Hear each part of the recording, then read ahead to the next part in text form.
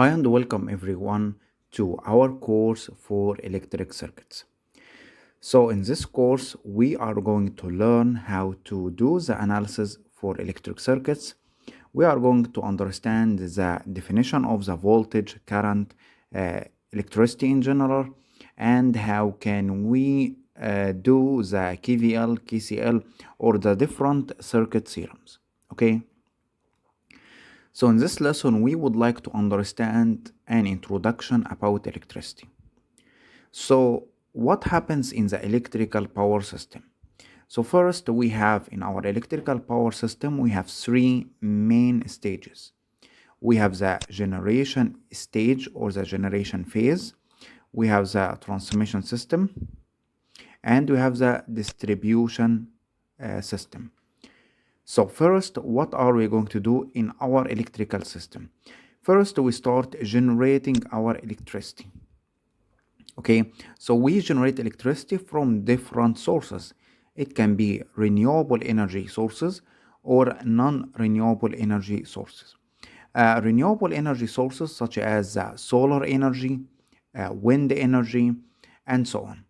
For the non-renewable sources, we are generating electricity from fossil fuels as an example. Okay, so for example, we generate our electricity at a voltage, and we will understand in this course what does a voltage mean. 10 kilovolt. Okay, this is how we generate electricity as an example, okay, at this voltage. Now the next step is that we are connected to a transmission system. Okay, this transmission system, what is the benefit of this transmission system? It transmits, okay, or transport the electrical power or the generated power from the generating station to the distribution network. Okay, so the transmission system has a voltage, for example, 220 kilovolt. It has 500 kilovolt and so on, different voltages. So as you can see, there is a difference between this voltage, the generation voltage, and the transmission voltage. Okay, then we reach the distribution system. This distribution system, its function is to distribute the electrical power. It can distribute at 3.3 kilovolt, for example, then finally at 380 volt. So generation of electricity, transmitting electricity, then distributing electricity to our electrical load, okay, such as in our home. So if we look at this system again, we have generation, then substation. What is the function of substation? It has many important functions. As an example, the substation is used to provide protection to our electrical power system.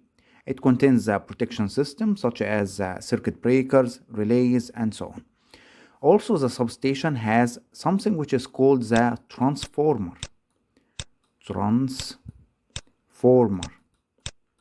What does a transformer do? The transformer function is to change the voltage. So as an example, we said before we have here 10 kilovolt, and we would like to have 220 kilovolt at the transmission system. So how can we change the voltage using the transformer? The transformer is used to step up or increase the voltage, and can be used to step down, such as in here, from the transmission system to the distribution system, or step down the voltage. Okay, so this is an overview about the electrical power system. So what are we going in this course to do? We are going to learn first the main definitions. We need to understand what does the current mean, what does the voltage mean, and so on. So we need to understand what does electricity even mean. Okay, so let's start. First, if you look at any atom, okay, so for example, the metal or non-metal materials, each of them is consisting of atoms. Okay, atoms. Okay, so the atom contains inside it, here is a nucleus. This is called the nucleus. It contains part of it is called the neutrons. other part called the protons, and we have around it in orbits electrons. So the neutron is not a positive charge or a negative charge. It is not a positive or negative. It is a neutron, or we can say it is a neutral charge. Okay, so it is neither positive, neither negative. Okay, the protons are positive charges. Okay, and around the atom we have electrons, which are negative charges. Okay, now as you can see from this figure, you can see we have electrons, which are negative, and we have positive protons. So since they have different signs, in nature what happens is that this negative charge would like to go to the positive charge, and the positive charge would like to go to the negative charge. They would like to attract each other because they have the same charge, as they have different signs. Okay, one positive, one negative. But if this happens, there will be no atom in nature.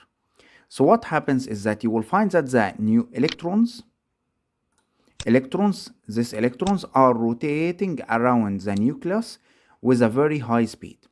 So if you look at the atom in 3D, it will be something like this.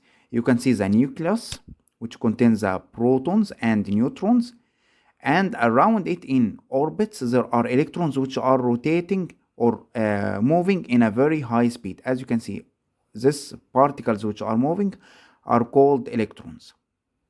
Now in atoms of the metals, they have something which is called free electrons. So they are electrons like this, which are not connected to an orbit. They are free to move inside the material itself. Okay, like this. So we have, this is an atom, okay, which has its own electrons. In the metal atoms, we have something which is called the free electrons. They are not attached to any atoms. So in the metal atoms, they have very large amount of free electrons. Metals such as, for example, iron or copper or aluminium have free electrons. So these free electrons are the cause of the electricity. Okay.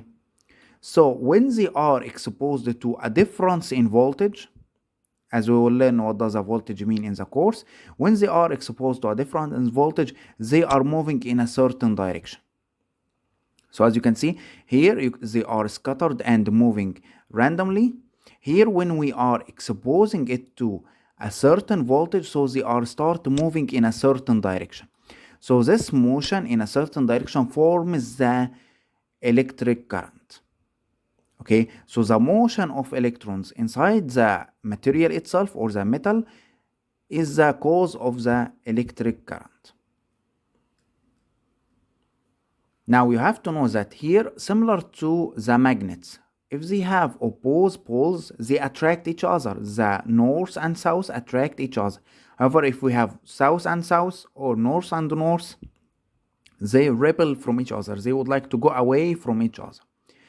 So you can think about the voltage, such as a battery, for example. The battery has a positive terminal and a negative terminal. So you can think about the positive terminal as a large amount of positive charges, okay? And negative terminals are large amount of negative charges, okay? You can think about it like this, okay? Now what happens? Here we have a metal. Here, this brown line representing a metal. And this metal has free electrons, okay? Free electrons. So when we connect one here and another one here, or one wire here and another wire here, okay, in a closed circuit, okay, what will happen is that you will find that here we have negative electrons, okay, here inside the wire, negative electrons. Now, between the negative electrons and the positive of the battery, what will happen? They are different signs. So they attract each other. So the negative electrons tries to go to the positive terminal of the battery. All the negative electron goes to the positive terminal of the battery. Now what about the negative? Between the negative terminal and the negative electron, they are same sign, so they are repelling. There is a repel between them. So what will happen is that it starts to go away from it. So it starts to go away from it. Away from it. So you will see that from this figure, what you can see is that when we connect a wire, here negative and positive, to the two terminals of the battery, you will find that the electrons are moving in a certain direction. As you can see, they are going to the positive terminal. From the negative going to the positive terminal. Okay? So since they are going in a certain direction, this is an electric current. Okay? So the electric current is the motion of electrons. Now, when the electric current passes through any load, such as a lamp or a refrigerator or anything, when it passes through it, it operates it. Okay, so as you can see, when the electric current is passing through it, you can see that the bulb is giving light. Okay, so that's what happens in real life when we have an electrical source, such as a generator, for example. This generator produces a difference in voltage. So this difference in voltage, such as like a battery, okay, this difference in voltage causes the motion of electrons or the free electrons. The motion of free electrons leads to formation of electric current, and the electric current leads to operation of our electrical device. Okay. Now, what about the voltage? So if we have a battery, okay, battery like this, battery, one with a positive terminal and negative terminal. How can we, or what does the difference in voltage mean? Okay, so you will sometimes see a battery with a 12 volt, a battery with a 24 volt. Okay, so the higher the voltage, the higher the electrical current passing through the system. Okay, so as if we are increasing the force of attraction by the positive terminal or the force of repel by the negative terminal. Okay, they sometimes say that you can imagine the voltage or the difference in volts, such as a 24 or a 12, as if we have two tanks, tank A and tank B. Okay, so as this elevation increases, the more pressure, okay, more pressure. You can see that the water is forced due to the force of gravity. It tries to go from the upper direction going through tank B. So this difference in height, representing a difference in voltage. Okay, so when we have high difference in height, we have high voltage. So the high difference in height produces high flowing of water. Okay, so if these two tanks were like this, okay, there will be no flow of water because they have the same height, or here we can say same voltage. So the difference between them is 0 volt, as if they are on the same height. However, if it is like this, then the water will flow from the higher location to the lower location, as if we have a high difference between these two voltages. Okay.